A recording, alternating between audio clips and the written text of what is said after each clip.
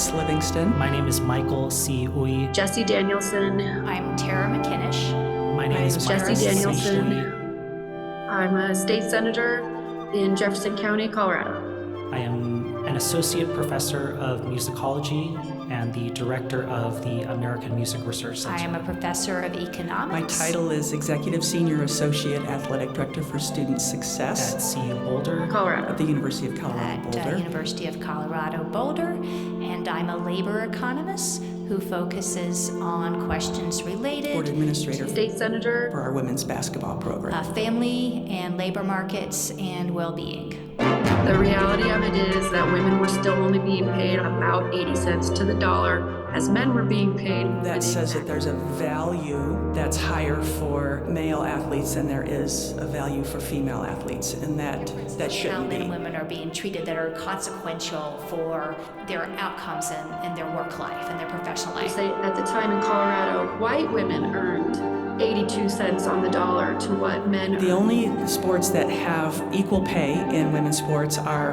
women's tennis, the 4 Grand Slam tournaments, and then the other one is the U.S. White women's women soccer team. earned 82 cents on the dollar. That statistic grows increasingly worse if you are a woman who also happens to be disabled, LGBTQ, who might be a woman of color, who might be older. U.S. women's soccer team, they had to go through their whole ordeal with suing the federation to be able to get equal pay for their male counterparts, and the women were far more So successful. if you are a woman plus another qualifying experience, we recognize that you're going to be discriminated against far more significantly than a straight, able-bodied white woman. That shouldn't be. The top W players are making 200,000-ish, and the top NBA players are multi. because of systems of funding. It's nowhere near. You would read through the transcripts and see, oh, they just treated orchestra members and directors so much better than they treated a black arts group or a Hispanic arts group. And they would be fighting tooth and nail for a certain grant that they could pay their artistic director the equivalent of like $30,000. Meanwhile, other people are making 6-figure sums. They're not working any harder or any less. There is a piece of that gap that is hard to explain, right? That is more men and women working very similar jobs and getting different pay. It's nowhere near. That's a piece of it, and then getting at that with data is hard because you have to have very good measures of what men and women are doing. They're playing the same game.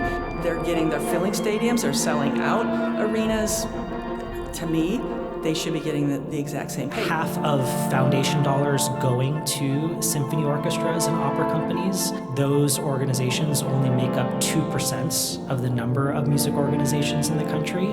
And yet we sit here in 2024 and we still aren't where we need to be. And it's not just in athletics. Well, we're nowhere near it in any of our, in any business, in any The discrepancies job, in of any, pay, profession. all the hoops they have to jump through to get the funding to pay someone to do something just makes you feel kind of like icky. Why is it so hard?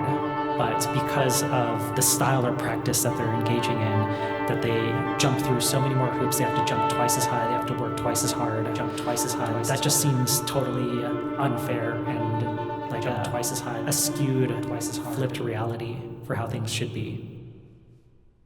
But there was no law in the books that said explicitly you can't underpay women because they're women.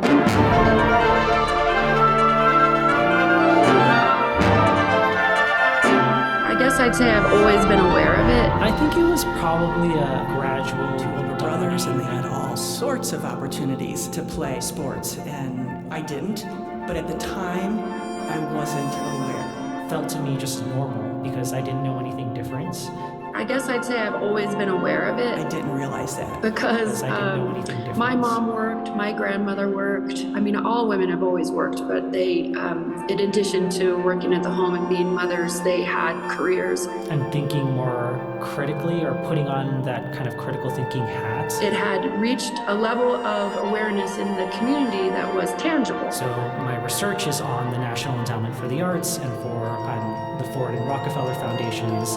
Basically what I uncover is just the inordinate amount of money that goes to supporting Western classical music, to supporting symphony orchestras, to supporting opera companies. They've been discriminated against. They've been underpaid for the same exact work as men.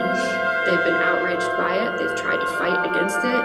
And I suppose on some level, most of us, unfortunately, have either experienced directly pay discrimination on a gender basis or someone we love and are close to have. There is a piece of that gap that is hard to explain, right? That is more men and women working very similar jobs and getting different pay.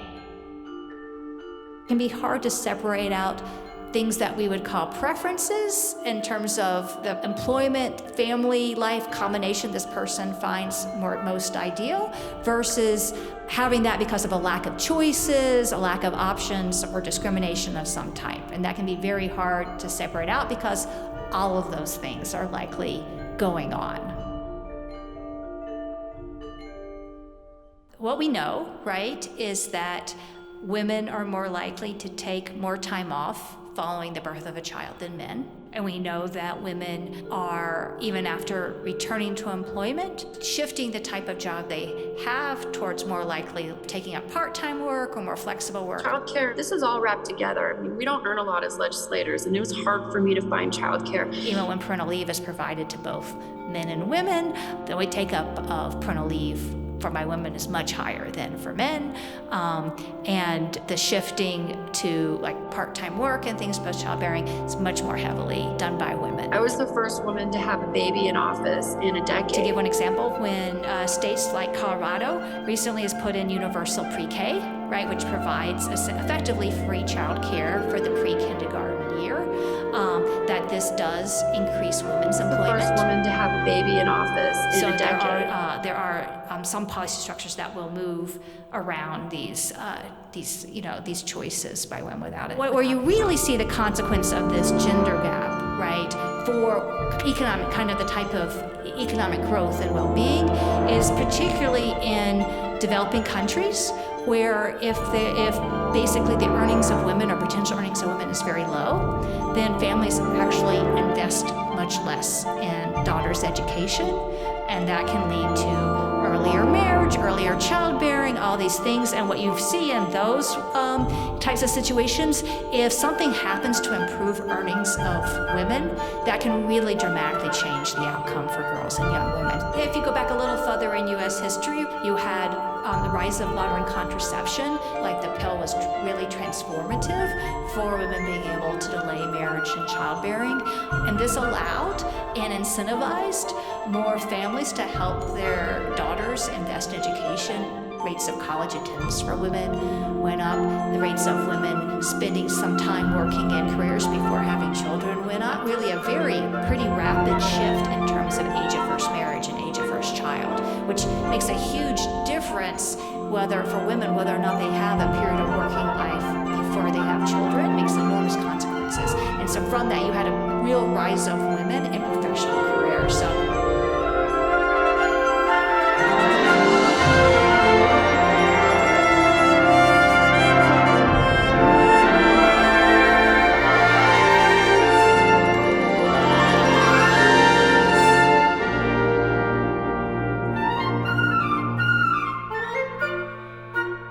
Title IX was part of the Educational Act of 1972, and it really protects, at the time, both sexes to make sure that there would be able to have participation and equality in your education. So it's not just sports, it's around equal access for all.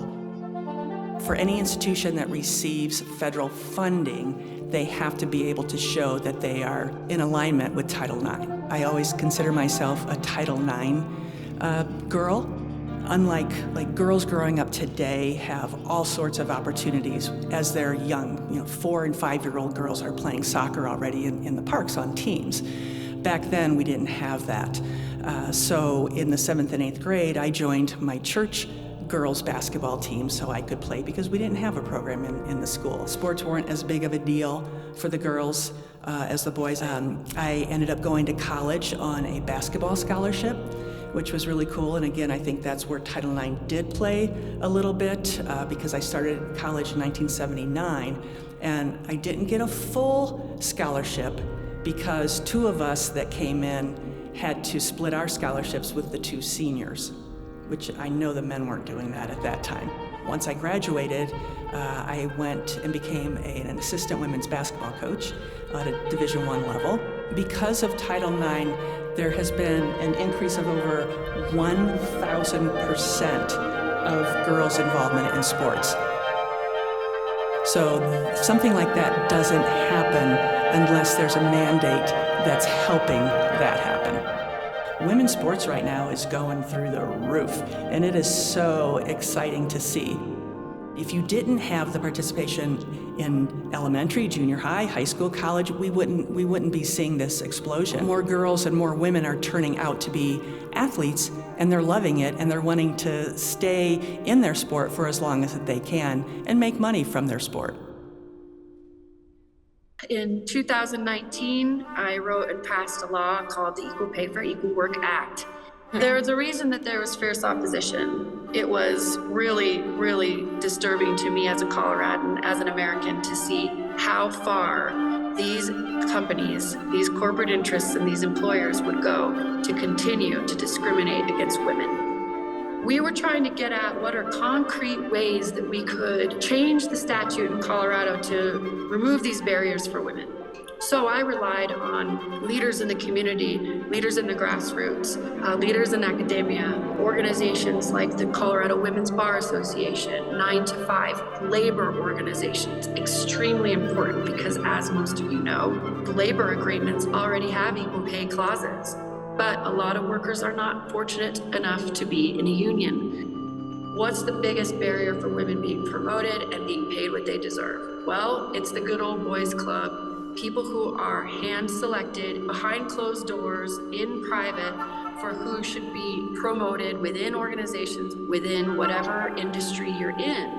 When women are not aware of the job opportunities in front of them, they are not able to apply for them. So what we did was mandate that every job posting in the state be made public. You had to do outreach to notify every worker in your company when there was an opening, when there was a promotion. You also had to list the pay range.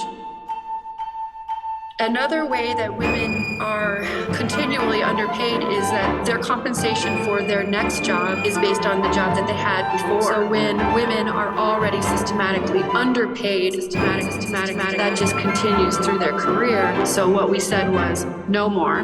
You're not allowed to ask a woman, what did you earn in your last job? We also provided a path for remedying the situation that didn't require going to court. Most of us don't have the resources to hire up a lawyer and go to court. So we created a system where you can pursue claims through the Department of Labor and hopefully resolve them without going to court.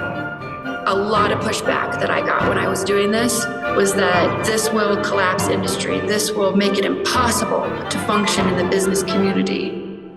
And when we did pass it, and it did go into effect, and we saw our economy grow, and we saw the pay gap close even closer, I hope that the other states do consider this and look to Colorado as the example.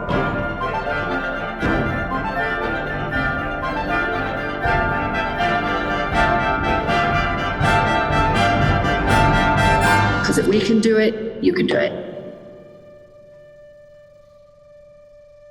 I just keep going back to who are the people in the room who are deciding these criteria. Well, it's the good old boys club. Merit, excellence, and quality.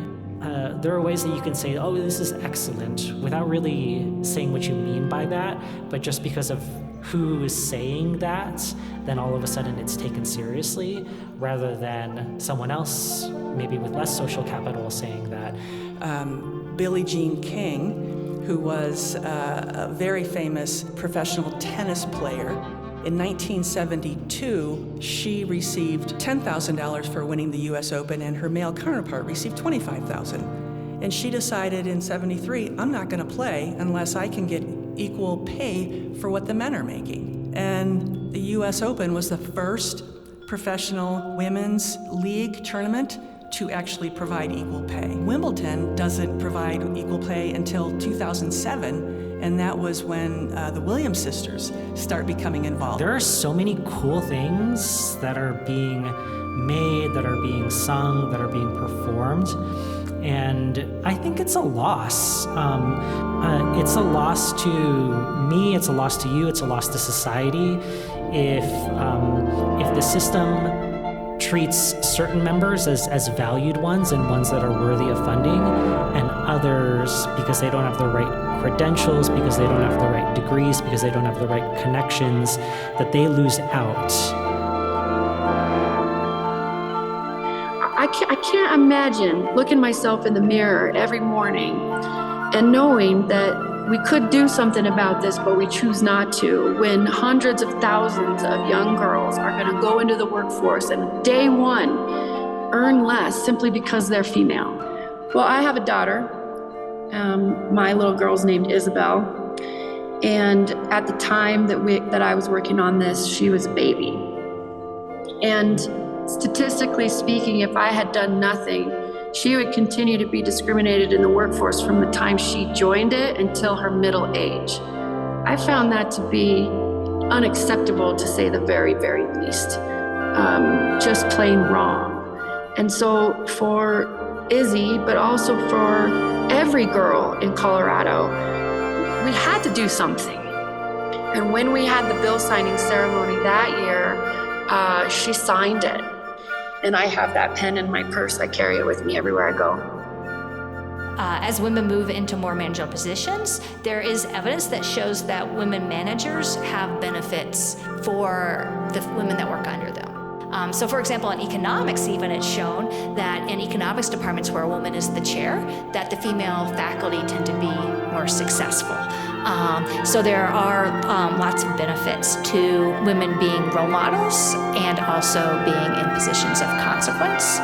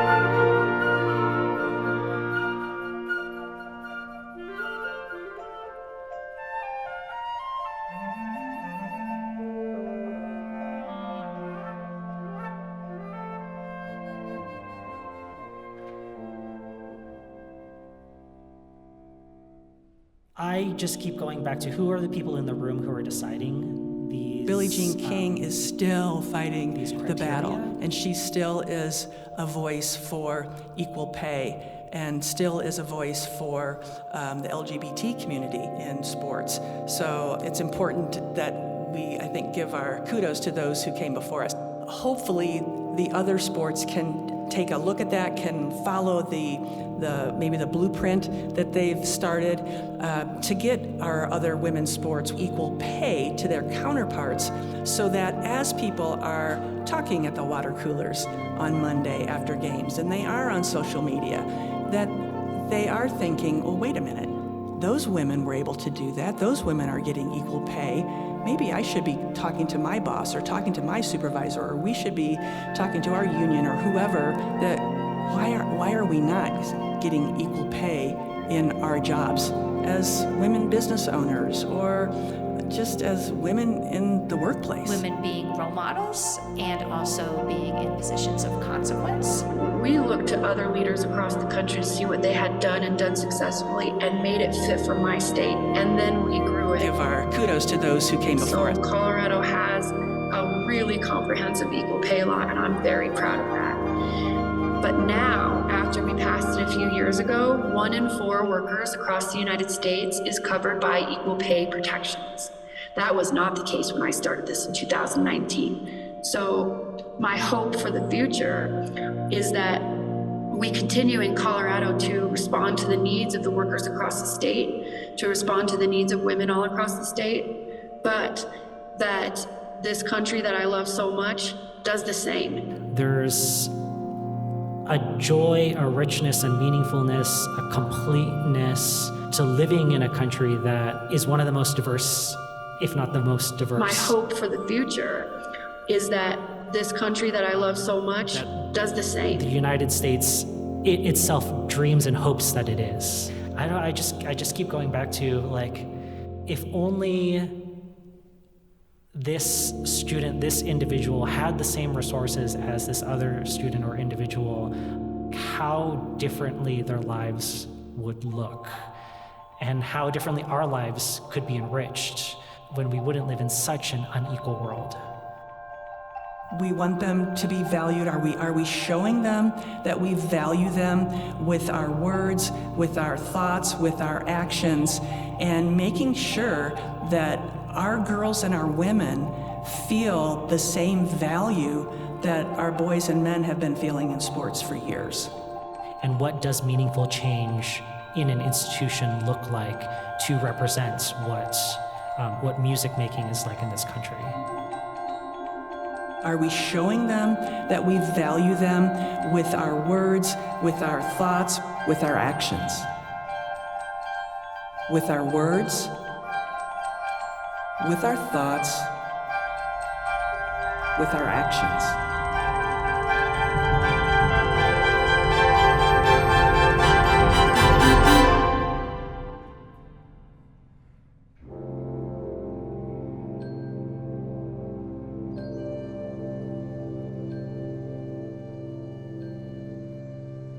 With our actions.